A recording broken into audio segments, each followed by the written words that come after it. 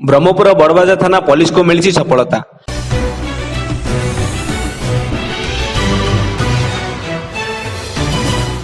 आज अपराह 2:30 समय बड़बाजार police patrolling करुवा बेले ब्रह्मपुर सारगुणा साही रे नारायण साहू घर बड़ धरण आवाज शुभा।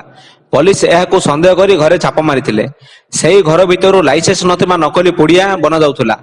पुलिस टीम यह उपर चढ़ाऊ करते 2टी मेसीन बहु परिमाण नकली पुड़िया जबत करते एवं 3 जन सहयोगी सहित घर मालिकों को गिरफ्त करते। ब्रह्मपुर बड़बाजार थाना आईआईसी प्रशांत भूपति यार तदंत जारी रखिंट। आज मैं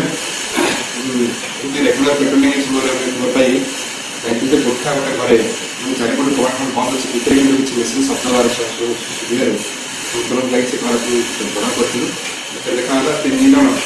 लोक भितर बसिक गोटा मेसीन 2टा मेसीन बड़ मेसीन लगी से गोटा पेटी करते तुरंत से घर मालिक भी डका जी नारायण साहू डका से मानिले मार्केट से गोटा डिलक्स मिक्स गोटा मार्केट कौन प्रकार लाइसेंस किसी भी ना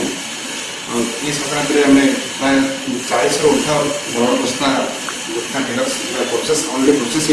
सीज कर